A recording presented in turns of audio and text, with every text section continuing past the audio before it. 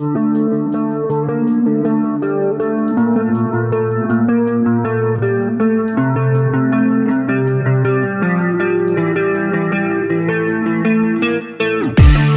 guys, apa kabar kalian semua? Semoga sehat selalu ya.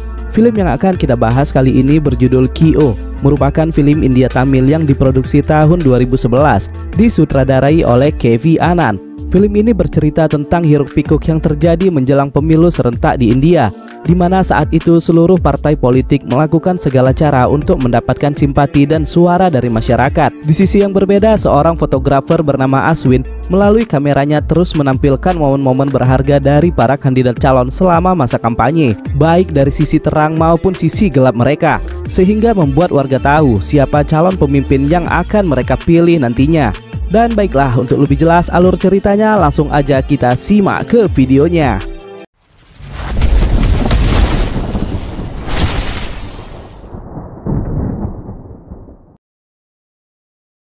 Film dibuka dengan kawanan bersenjata yang sedang merampok Bank India.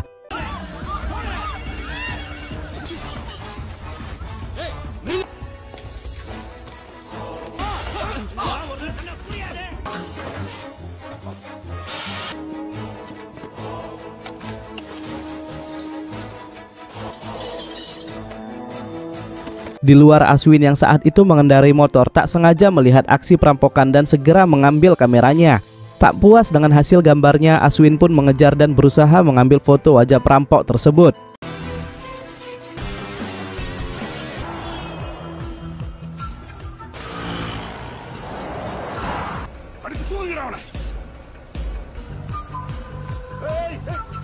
Akan tetapi, aksi Ashwin malah membuatnya dalam bahaya karena para perampok mengejar dan ingin melukainya. Saat hendak kabur, Ashwin diteriaki oleh salah satu perampok yang mengejarnya sebagai seorang pencuri, dan seorang wanita yang berada di sana kemudian membuat Ashwin terjatuh. Si perampok itu kemudian mengambil kamera yang dibawa oleh Ashwin, tetapi Ashwin berhasil mengamankan memori dari kamera tersebut. Ashwin yang digebuki warga akhirnya selamat karena menunjukkan tanda pengenalnya bahwa dia adalah orang media. Kepada polisi, ia pun menunjukkan kartu memori di mana di dalamnya ada wajah para perampok bank tersebut. Ashwin kemudian mengirimkan email foto ini ke markas polisi, tapi ada perampok yang tidak bisa ia foto karena masih memakai topeng. Dicurigai dia adalah bos dari kawanan perampok tersebut. Polisi yang melihat wajah-wajah mereka mengatakan bahwa kawanan perampok tersebut adalah Naxalite yang sudah banyak melakukan tindakan kejahatan di India. Ashwin yang telah sampai di kantornya pun mendapatkan pujian dari para teman-teman medianya. Jadi Ashwin ini bekerja di Dina Anjal, perusahaan surat kabar yang meliput berita yang terjadi di India. Chris sebagai atasannya sangat berterima kasih dan bersimpati kepada Ashwin. Di sisi lain, wanita yang menghalangi Ashwin tadi ternyata ada di kantor yang sama. Dia bernama Renuka. Renuka adalah orang baru di kantor mereka. Saro yang juga menjadi teman kantornya menawarkan Renuka agar tinggal bersamanya di apartemennya, mengingat Saro juga tinggal sendiri di sana.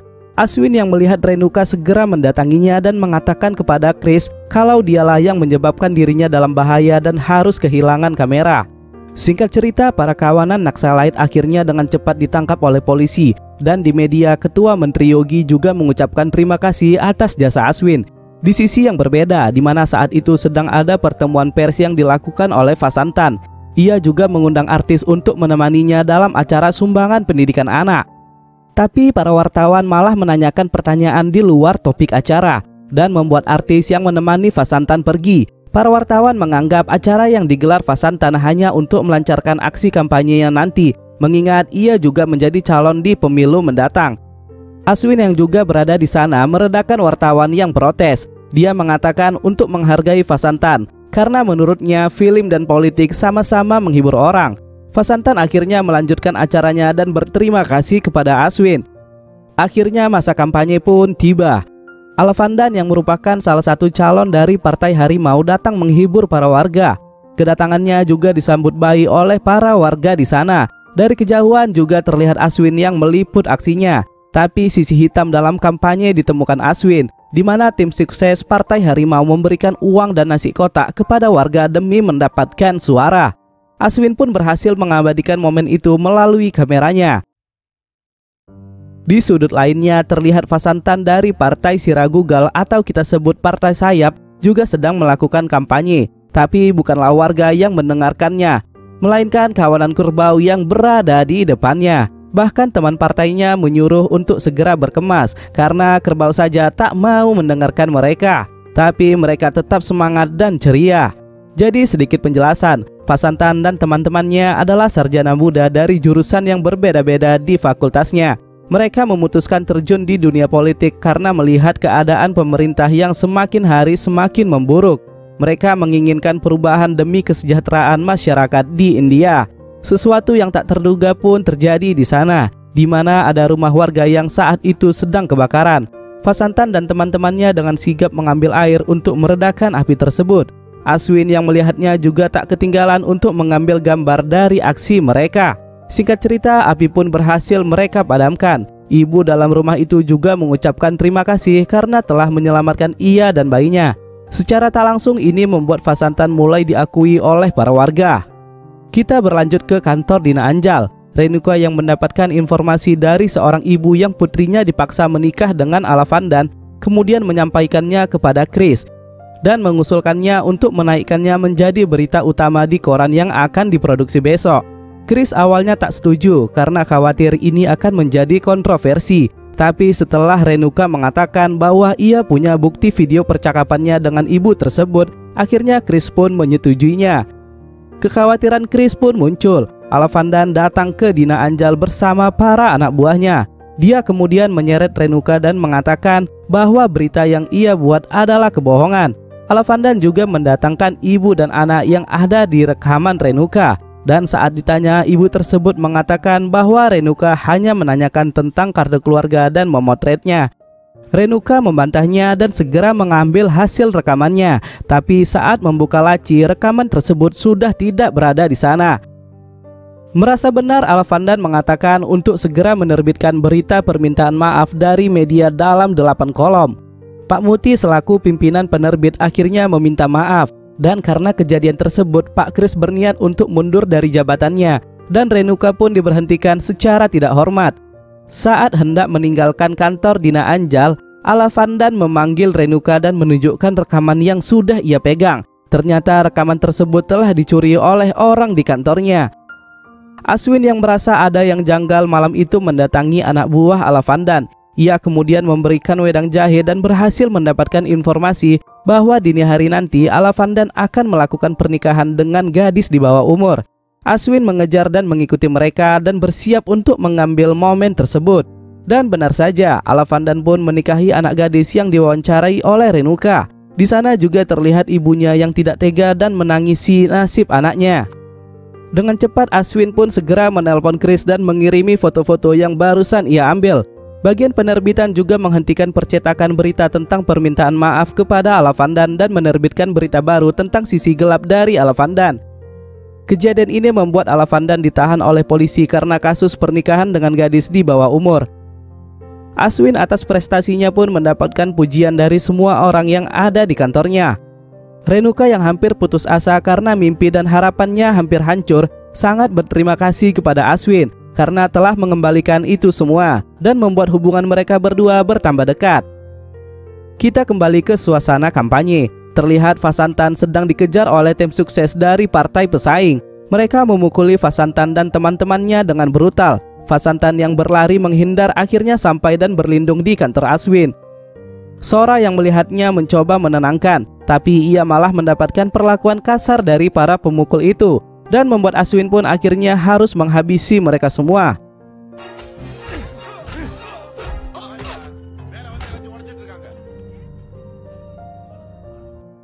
Karena kejadian tadi, Sora menjadi cinta kepada Aswin dan membuat Renuka cemburu.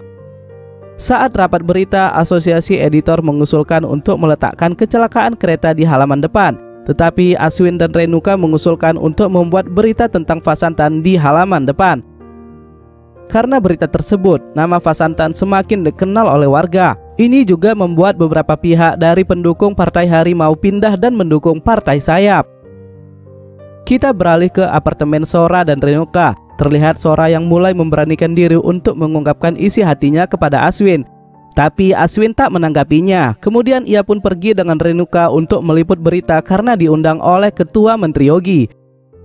Saat di mobil mereka mulai meliput dan mewawancarai Ketua Menteri Yogi. Di tengah perjalanan Yogi membuat keributan dan turun ke jalan. Secara tak langsung warga mulai mengerumuninya. Dia juga menyuruh Renuka untuk merekamnya. Aksinya ini ia sangka akan menjadi berita yang baik buat dirinya. Tapi tak disangka berita yang muncul adalah berita saat ia sedang memukuli wartawan. Aswin mengambil gambarnya tanpa diketahui oleh Yogi. Lanjut ke kantor Dina Anjal. Pak Kris tak menyangka karena berita kejelekan Menteri Yogi, hari ini mereka berhasil menjual 200.000 koran.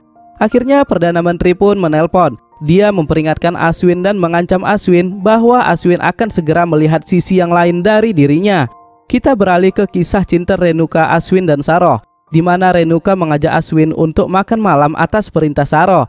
Malam itu Aswin juga mengatakan perasaannya kepada Renuka, tapi Renuka mengatakan bahwa Aswin salah sangka. Renuka berkata, ini adalah ide Saroh.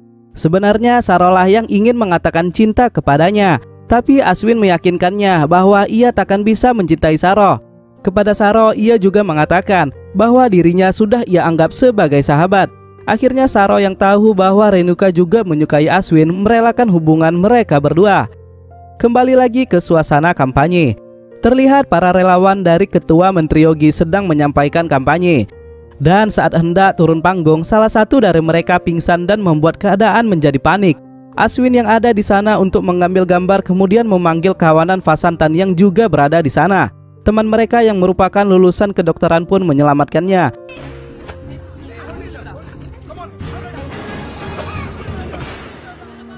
Semua warga yang menyaksikan bersimpati kepada kawanan Vasantan dan berbondong-bondong datang untuk berobat gratis. Akhirnya partai sayap namanya pun semakin diterima oleh masyarakat. Mereka juga mulai dilirik oleh acara televisi. Yogi merasa partai sayap akan menjadi ancaman bagi dirinya. Di suatu malam partai sayap mengadakan kampanye besar-besaran di lapangan terbuka. Dalam pidatonya mereka juga mengenalkan 8 kandidat mereka yang merupakan sarjana muda. Kampanye mereka pun disambut meriah oleh para hadirin yang datang ke sana. Saroh yang saat itu duduk di bangku penonton izin kepada Renuka untuk pergi ke toilet. Di panggung saat Vasantan menyampaikan pidato, tiba-tiba ia diperingatkan Aswin jika ada bom di bawah panggungnya. Aswin mendapatkan kabar itu dari SMS yang dikirim oleh Saroh. Saroh sepertinya tahu sesuatu yang aneh. Dia mengatakan bahwa bom akan meledak pukul 9.30. Karena kejadian itu banyak dari mereka yang menjadi korban. Renuka yang tak melihat Saroh kemudian bertanya kepada Aswin. Aswin menjelaskan bahwa Saroh lah yang mengirimi dia SMS tentang bom itu. Renuka yang mencoba menelpon Saroh akhirnya menemukannya. Ia juga melihat Saroh yang saat itu sudah dalam keadaan sekarat. Di akhir nafasnya, Aswin menanyakan apa yang sudah terjadi dan mengapa ia tahu jika ada bom di bawah panggung tersebut. Tapi Saroh tak sempat menjelaskan karena ia pun segera meninggal. Di sisi lain, Alavandan saat itu sudah bebas dari penjara. Ia kemudian datang ke rumah sakit untuk melihat korban bom tersebut. Ia mulai bersandiwara dengan berbelas kasih kepada korban. Saat melihat Renuka, ia terkejut. Mengapa ia bisa lolos dari ledakan itu? Karena berita mengatakan bahwa ada gadis dari koran Dina Anjal yang juga tewas. Teman Vasantan, si dokter muda, juga menjadi korban. Orang tuanya datang menangis dan menyalahkan Vasantan. Alavandan datang kepadanya mengatakan bahwa kalian masih terlalu muda untuk berpolitik. Politik itu sangat berbahaya, kematian selalu datang menghantuimu. Di media dengan liciknya pun Alavandan berkata bahwa dalang dibalik kejadian pengeboman ini tak lain tak bukan adalah Ketua Menteri Yogi. Vasantan yang mendapatkan pertanyaan bertubi-tubi dari wartawan akhirnya mengatakan bahwa kami tak ingin berpolitik. Di kediamannya, Ketua Menteri Yogi juga menyalahkan kinerja anggotanya yang tak bisa mengamankan keamanan di masa kampanye berlangsung. Di kantor Dina Anjal, Aswin yang sedang menyusun berita melihat sesuatu yang janggal dari kejadian pengeboman tersebut. Ia kemudian mendatangi kantor media dan menanyakan tentang rekaman yang sempat direkam oleh tim mereka yang menjadi korban pengeboman. Dan fakta mengejutkan pun ditemukan. Terbunuhnya Saroh bukan karena bom, melainkan karena lehernya dipijak oleh seseorang yang tak dikenal. Kemudian orang tersebut juga terlihat mengembalikan ponsel milik Saroh ke dalam tas Saroh. Di apartemennya, Renuka merasakan kehilangan saat melihat foto Saroh.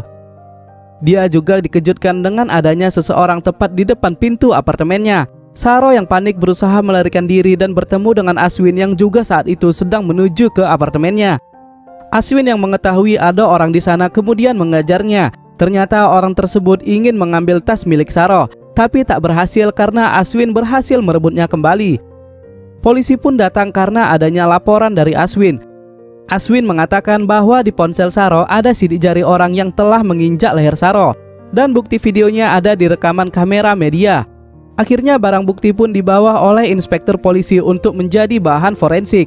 Renuka yang baru tahu kejadian itu ikut terkejut dan membuatnya menjadi takut. Berita tentang kematian Saro pun menjadi topik perbincangan panas di tengah gejolak kampanye.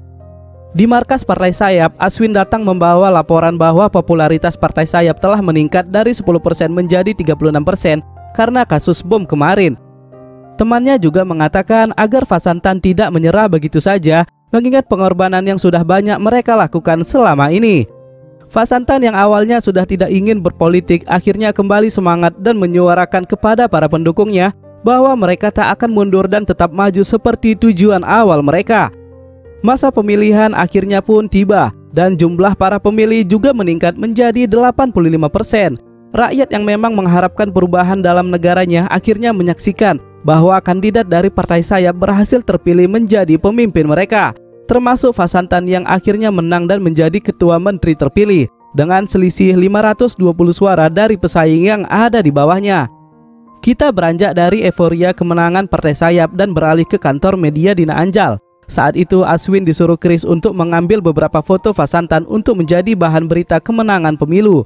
Dan saat Aswin membuka file, dia melihat sesuatu yang mencurigakan.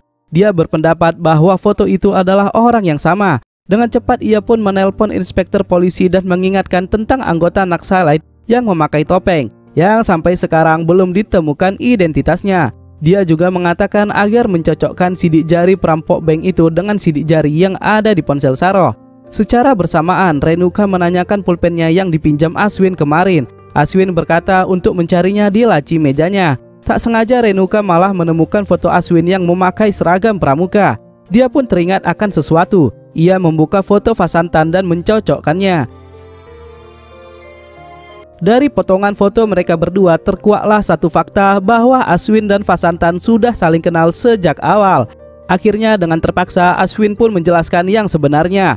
Mereka adalah mahasiswa di kampus yang sama dan berkeinginan terjun di dunia politik demi mengubah sistem pemerintahan yang telah rusak, di mana Vasantan dan teman-temannya akan maju sebagai kandidat, sementara Aswin akan membantu mereka dari sisi media.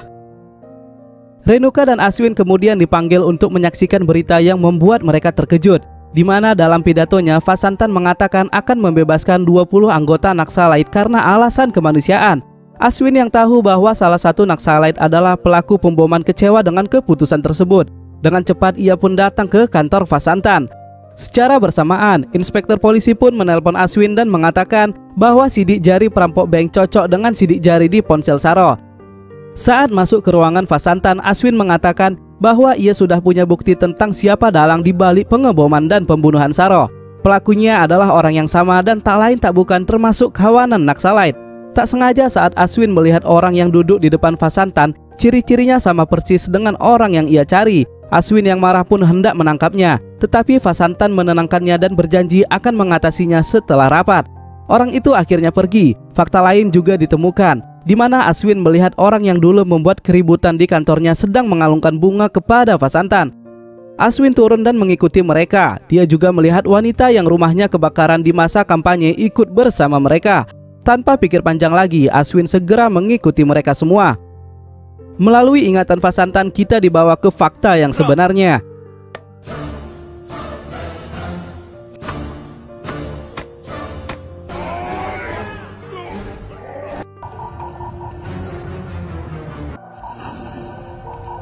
Vasantan kemudian mendapat telepon dari Naxalite dan mengatakan agar secepatnya membebaskan 10 teman Naxalite mereka.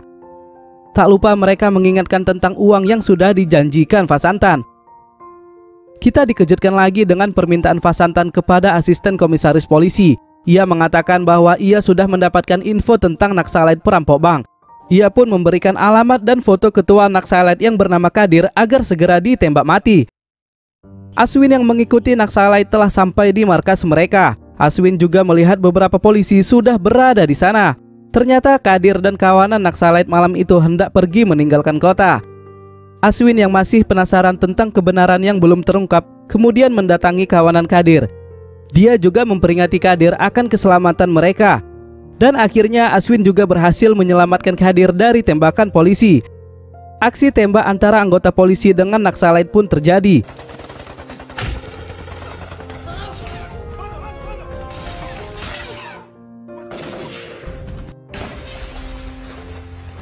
Asisten komisaris polisi yang ditugaskan Vasantan juga tewas dalam penyerbuan itu.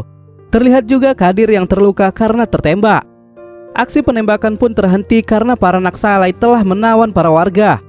Aswin kemudian turun dan membawa dokter untuk mengobati Kadir. Di sana Aswin juga memiliki ide dan menyuruh dokter agar menyuntikkan morfin kepada Kadir. Di tengah sakitnya, Kadir menelpon Vasantan menanyakan apa yang telah terjadi, mengapa polisi datang mengepung mereka. Di sana Aswin juga menelpon Renuka untuk memberikan video percakapan antara Kadir dan Vasantan. Ponsel asisten komisaris polisi berdering. Kadir yang melihatnya terkejut dan mengetahui fakta bahwa Vasantan telah berkhianat dan ingin menyingkirkannya. Aswin mulai menanyakan sesuatu kepada Kadir, mengapa ia dan Vasantan bisa saling kenal. Awalnya Kadir tak mau bicara, tapi karena efek morfin yang disuntikan tadi, akhirnya dia pun mengatakan semua fakta yang telah terjadi selama ini. Dulu saat di kampus, ia sudah melihat Aswin bersama Vasantan. Naksalait yang kagum akan aksi mereka memiliki rencana untuk memanfaatkan Vasantan menjadi kandidat ketua menteri.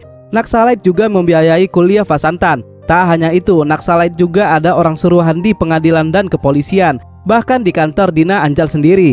Mereka melatih Vasantan karena butuh komplotan politik. Vasantan juga memberi ide saat pemilu, termasuk kejadian rumah yang terbakar dan pengeboman kemarin. Dan terkuaklah fakta atas kematian Saroh.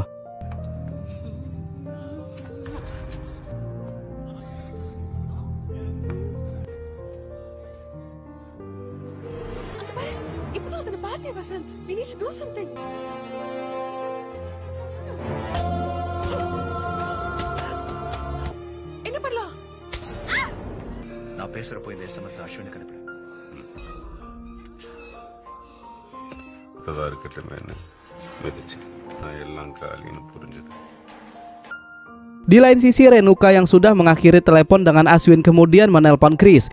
Dia mengatakan berita yang akan ditampilkan di halaman utama akan diganti dengan berita yang menggemparkan, yaitu berita soal perubahan kursi kekuasaan.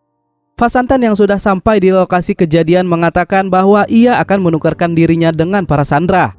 Singkat cerita, akhirnya Vasantan pun masuk ke dalam ruangan mereka. Aswin yang sangat kesal juga meluapkan kemarahannya kepada Vasantan. Kadir diberi arahan oleh Vasantan untuk menghabisi Aswin karena takut rahasia mereka akan segera terbongkar. Kadir mengurungkan perintah itu. Sekarang ia lebih percaya kepada Aswin daripada Vasantan yang telah mengkhianatinya. Keputusan Kadir ini sepertinya tak disetujui oleh para anggota Naksalait lainnya. Segera mereka pun mulai menembaki Aswin. Vasantan memperingati mereka untuk menghabisinya jangan memakai pistol karena polisi akan menembak mereka juga. Kadir yang tak berdaya akhirnya dibunuh oleh Vasantan. Aswin yang berhasil menyingkirkan anggota Naksalait akhirnya menyisakan dirinya dan Vasantan berdua di sana. Mereka pun saling baku hantam.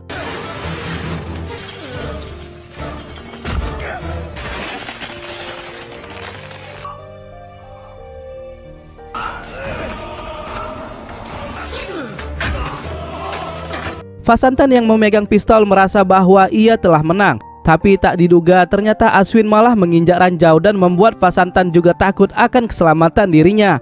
Aswin kemudian melepaskan ranjau itu dan berhasil terjun keluar, tapi tidak dengan Vasantan yang harus tewas karena ledakan ranjau tersebut. Aswin yang berhasil selamat kemudian didatangi oleh teman-temannya. Mereka juga khawatir dengan Vasantan yang berada di sana.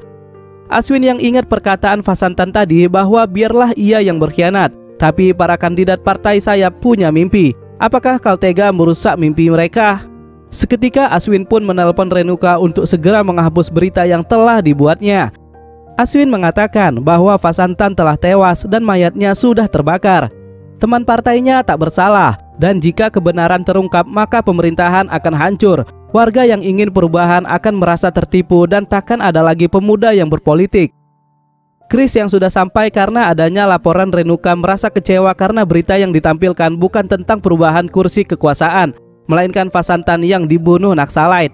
Berita utama pun muncul dengan isi Vasantan rela berkorban demi selamatkan Chandra. Di akhir film, Aswin dan Renuka menjumpai Chris dan meminta maaf atas kebohongan mereka karena melanggar kode etik jurnalistik. Mereka pun hendak mengundurkan diri, tetapi Chris menolaknya dan merahasiakan yang terjadi dan tetap memperkerjakan mereka kembali. Dan film pun berakhir.